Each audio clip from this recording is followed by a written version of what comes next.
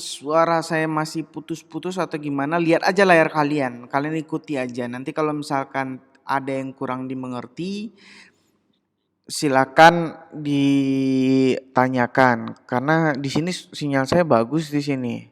Full ya. Mungkin something wrong dengan IndiHome atau internet mungkin ya. Jadi di Sampipi itu kalau di Windows ya, tampilannya awalnya pasti seperti ini, cara nginstalnya ada sini nih. Seperti ini tampilannya kalau di Windows. Kalau di Mac, di MacBook atau Mac OS tampilannya seperti ini. Itu sama, tidak ada perbedaan. Perbedaannya hanya tampilannya doang, ya, tampilannya aja. Jadi kalau di Mac ada 3 juga, MySQL Database, ProFTPD, dan Apache Web Server. Kalau di Windows ada Apache, ada MySQL, ada FileZilla, dan ada Mercury ya. Yang kita butuhkan hanya 2 di Sampipi ini, yaitu Apache dan MySQL ya. Apache dan MySQL. Apache di start, MySQL juga di start. Apa sih gunanya Sampipi ini gitu? Kenapa kita harus menggunakan Sampipi? Yang pertama, Sampipi ini untuk membuat server di laptop kita. Jadi untuk membuat server di laptop kita butuh aplikasi namanya Sampipi. Harus Sampipi kah Pak? Enggak, ada yang lain. Kalau di Windows banyak, kalau di Mac cuma satu Sampipi dan WAMP kalau nggak salah ya. Jadi kalau misalkan di Windows itu populernya Sampipi dan Laragon namanya. Boleh dipakai yang mana saja. Yang di start untuk memulai servernya apa? Kalau yang kita pelajari sekarang untuk PHP dan MySQL dan HTML dan JavaScript, itu hanya butuh MySQL database dan Apache Web Server. Ya, di mana sih letak direktori dari server kita?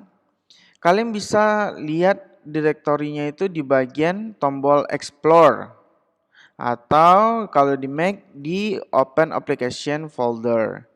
Nah, inilah dia tempatnya itu Sampipi file. Tempat servernya di mana? Di htdoc ya. Jadi disinilah tempat server kalian gunakan, aplikasi yang kalian gunakan. Kalau kita membuat aplikasi web, wajib hukumnya letaknya di server kita, bukan di server di DC atau tempat yang lain, tapi di folder htdocs. Htdocs ini jika mau lihat, maka silakan di rename dulu indeksnya. Kalau tampilannya misalnya masih awal, masih ada indeksnya, ketika kita akses localhost, maka tampilannya masih menampilkan dashboard dari Sampipi. Jika mau buat aplikasi, kita harus menuju langsung ke foldernya. Jadi itu akan kesusahan.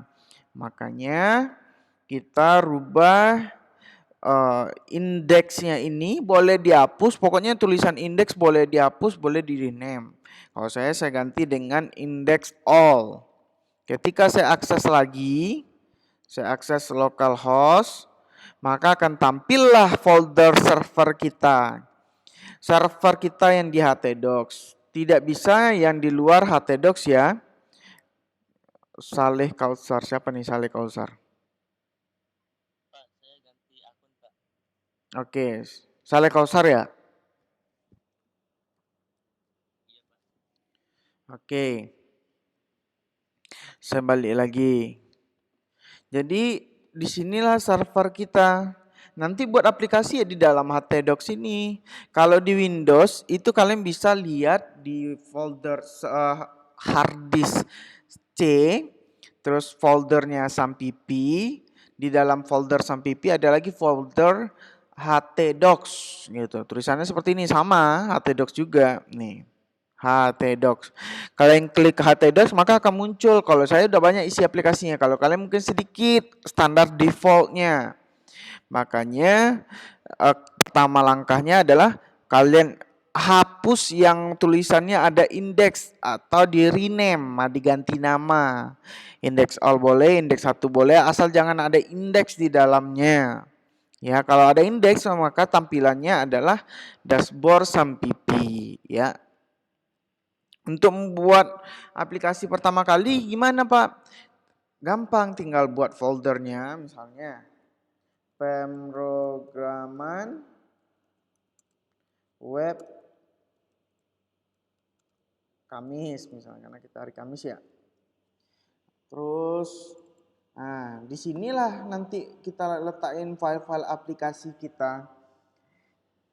File aplikasi kita itu berformat extension filenya adalah PHP. Untuk pertama kali untuk kita pelajari yang pertama itu adalah PHP. Jadi untuk membuat file PHP itu gampang. Kalau misalkan di Windows tinggal klik kanan, new, cari new dan cari teks dokumen. Maka akan nanti formatnya adalah TXT. Tidak masalah.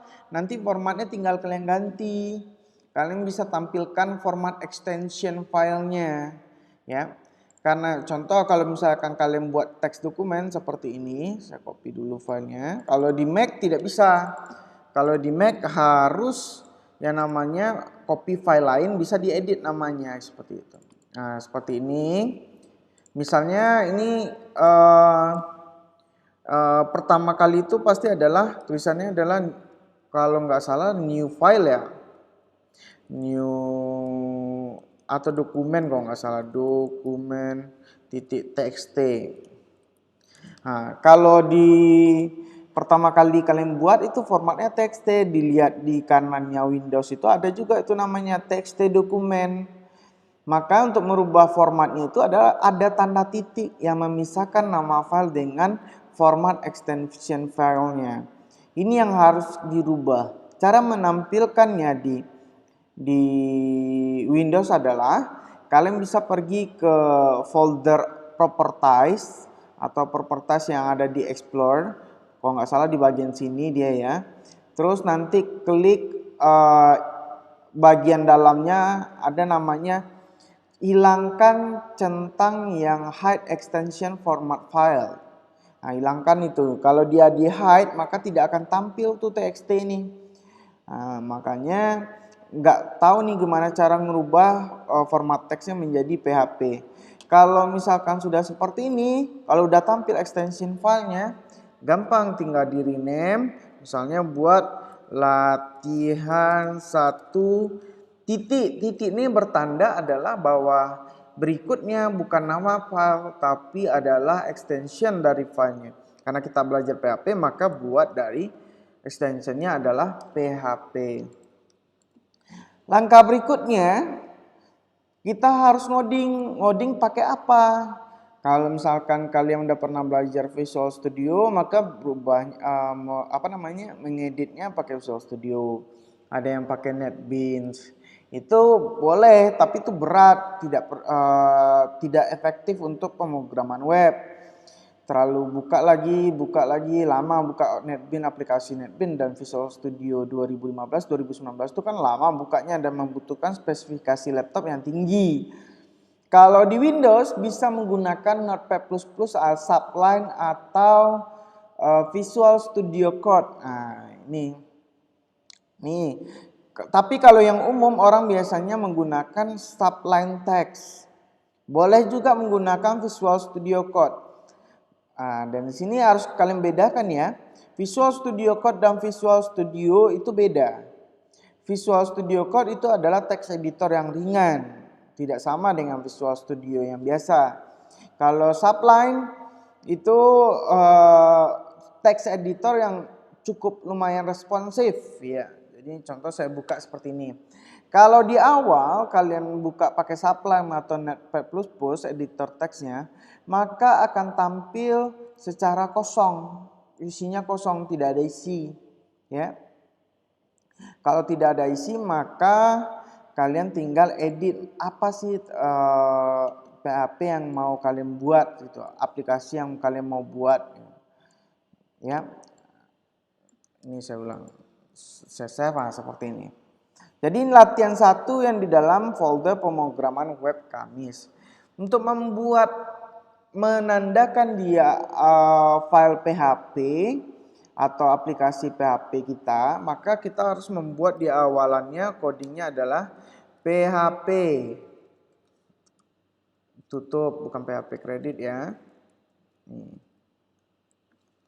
Apa yang mau kita buat? Misalnya tampilkan echo. Kalau di PHP echo itu berarti print line atau tampilkan. Saya sedang belajar pemrograman web bersama dosen tercinta saya. Wah, kan enak ini.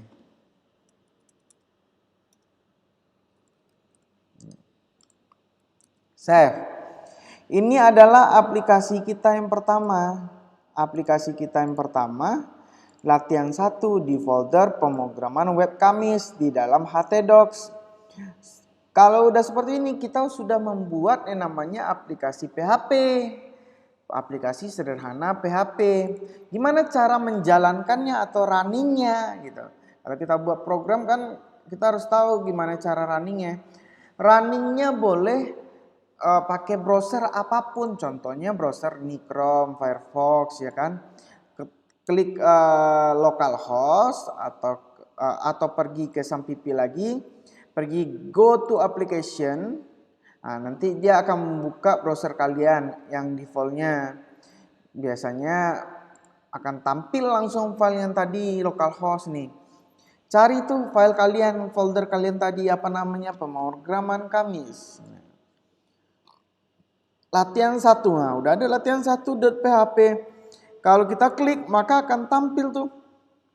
Saya sedang belajar pemrograman web bersama dosen tercinta saya. Wah, gampang membuat aplikasi PHP di web itu, tidak susah. Ya, ada pertanyaan sampai di sini?